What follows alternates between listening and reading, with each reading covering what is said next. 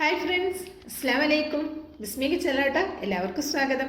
ഇന്ന് നമ്മൾ ഗോതമ്പ് പൊടി കൊണ്ട് വളരെ സിമ്പിളായി ചെയ്തെടുക്കാവുന്ന ഓയിലൊന്നും ചേർക്കാതെ തയ്യാറാക്കുന്ന ഒരു സ്നാക്കിൻ്റെ റെസിപ്പിയാണ്. എങ്ങനെയാണെന്ന് നോക്കാം. 250 ml കപ്പിൽ 1 കപ്പ് ഗോതമ്പ് പൊടിയാണ് എടുത്തിട്ടുള്ളത്. പിന്നെ അരക്കപ്പ് അരിപ്പൊടി കൂടി എടുത്തിട്ടുണ്ട്. പിന്നെ അരക്കപ്പ് തേങ്ങയും കൂടി എടുത്തിട്ടുണ്ട് കേട്ടോ. അപ്പോൾ ഇത് ഗോതമ്പ് പൊടി എത്ര എടുക്കുന്നു അതിൻ്റെ പകുതി മാത്രം അരിപ്പൊടി എടുക്കണം. അരിപ്പൊടി നമ്മൾ പത്തിരി നൂലപ്പമൊക്കെ ഉണ്ടാക്കാൻ എടുക്കുന്ന പൊടിയാണ് എടുത്തിട്ടുള്ളത്. ഇതിലേക്ക് ഒരു 2 പിഞ്ച് ഉപ്പ് കൂടെ ചേർത്ത് കൊടുക്കാം. പിന്നെ മധുരത്തിനായിട്ട് ഇതിലേക്ക് ശർക്കര പൊടിയാണ് ചേർക്കുന്നത്. ഒരു 250 ml കപ്പിൽ തന്നെ 1 കപ്പ് ശർക്കര പൊടി കൂടി ചേർത്ത് കൊടുക്കാം.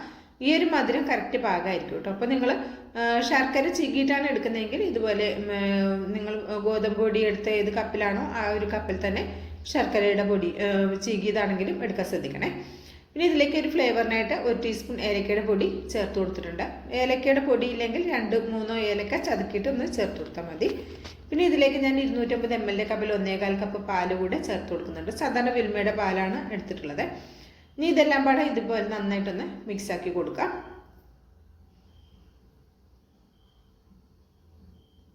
ഇതേപോലെ ഇപ്പോൾ നന്നായിട്ടൊന്ന് മിക്സാക്കി കൊടുക്കാം. വളരെ സിമ്പിളായിട്ട് നല്ല ഹെൽത്തി ആയിട്ട് തയ്യാറാക്കി എടുക്കാവുന്ന ഓയിലൊന്നും ചേർക്കാതെ റെഡിയാക്കി എടുക്കുന്ന നമ്മൾ ആവിയിൽ വേവിച്ചെടുക്കുന്ന ഒരു സ്നാക്കിൻ്റെ റെസിപ്പിയാണ് കേട്ടോ. വീഡിയോ ഇഷ്ടമാകുകയാണെങ്കിൽ കാണുമ്പോൾ തന്നെ ഒരു ലൈക്ക് തന്ന് സപ്പോർട്ട് ചെയ്യാൻ ആരും മറക്കരുത് കേട്ടോ. നിങ്ങളുടെ ലൈക്കും അതുപോലെ തന്നെ കമൻറ്റും ഒക്കെ ഒരുപാട് പ്രധാനമാണ്. അതുകൊണ്ട് എല്ലാ കൂട്ടുകാരും വീഡിയോ കാണുമ്പോൾ തന്നെ ഒരു ലൈക്ക് അടിച്ച് സപ്പോർട്ട് ചെയ്യണം കേട്ടോ. ഒരു മിക്സിയുടെ ജാർ എടുത്തിട്ടുണ്ട്. മിക്സിയുടെ ജാറിലേക്ക് നമ്മളിവിടെ കലക്കി മിക്സാക്കി വെച്ചിട്ടുള്ള കൂട്ട് ഇതിലേക്ക് ഇട്ട് കൊടുക്കാം.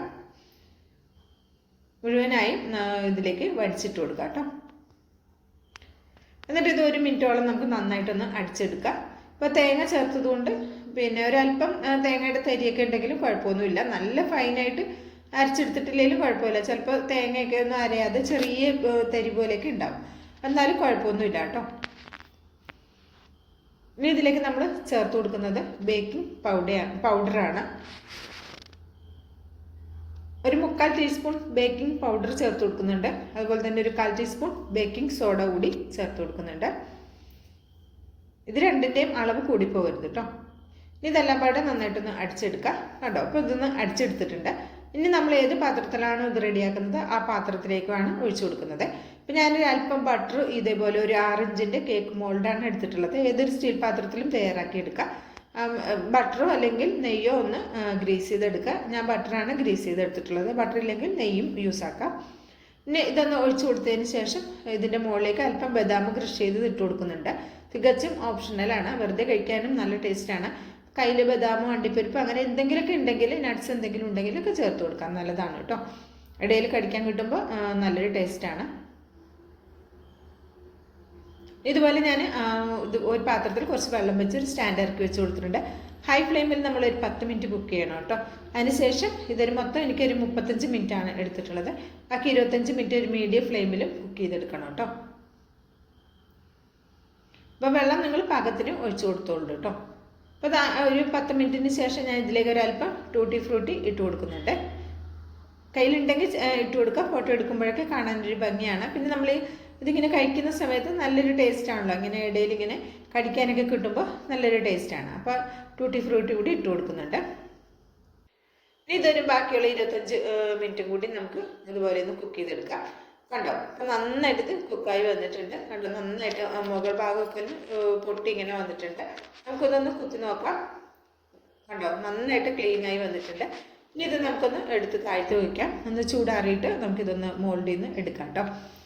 അപ്പോൾ ഒരുപാടങ്ങ് ചൂടാറിയിട്ടില്ല. അതിന് മുമ്പാണ് ഞാൻ കട്ടാക്കുന്നത്. നിങ്ങൾ തയ്യാറാക്കുന്ന സമയത്ത് നല്ലതായിട്ട് ചൂടാറിയിട്ട് എടുത്താൽ മതി. ഗോതമ്പ് പൊടിയാണ്. ചെറിയ ചൂടുണ്ടെങ്കിൽ നമുക്കൊരു ഒട്ടലിൻ്റെ പോലെ വരും. ഇപ്പോൾ ചെറിയ ചൂടുണ്ട്. ഇതിൻ്റെ ഉള്ളിൽ കുറേ ചൂടുണ്ട്. പുറമേക്ക് വല്ലാണ്ട് ചൂടില്ല, എന്നാൽ ഉള്ളിൽ നല്ല ചൂടുണ്ട് കേട്ടോ. അപ്പം നിങ്ങൾ ചെയ്യുമ്പോൾ നല്ലതായിട്ട് തണുത്തോട്ടെ കേട്ടോ. എന്നിട്ട് ഇത് കട്ടാക്കിയാൽ മതിയേ. ഇനി ഇത് സമയമില്ലാത്തതുകൊണ്ടാണ് പെട്ടെന്ന് തന്നെ കട്ടാക്കി എടുക്കുന്നത്.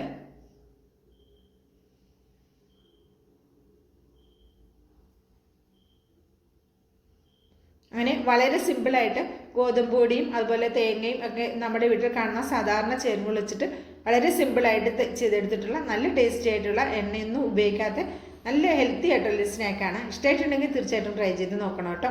അഭിപ്രായം അറിയിക്കാനും മറക്കരുത്. അതുപോലെ തന്നെ ബിസ്മി കിച്ചൺ എന്ന യൂട്യൂബ് ചാനൽ സബ്സ്ക്രൈബ് ചെയ്ത് കാണുന്ന കൂട്ടുകാർ ഒന്ന് സബ്സ്ക്രൈബ് ചെയ്തിട്ട് അടുത്ത് വരുന്ന ബെല്ലൈക്കൺ ഒന്ന് എനേബിൾ ചെയ്ത് വെച്ചാൽ മാത്രമേ നമ്മളിടുന്ന വീഡിയോസിൻ്റെ നോട്ടിഫിക്കേഷൻ നിങ്ങളിലേക്ക് എത്തുള്ളൂ. ഇൻഷാ അല്ലാ അടുത്തൊരു വീഡിയോ ആയിട്ട് വരാം. എല്ലാവർക്കും നന്ദി, നമസ്കാരം.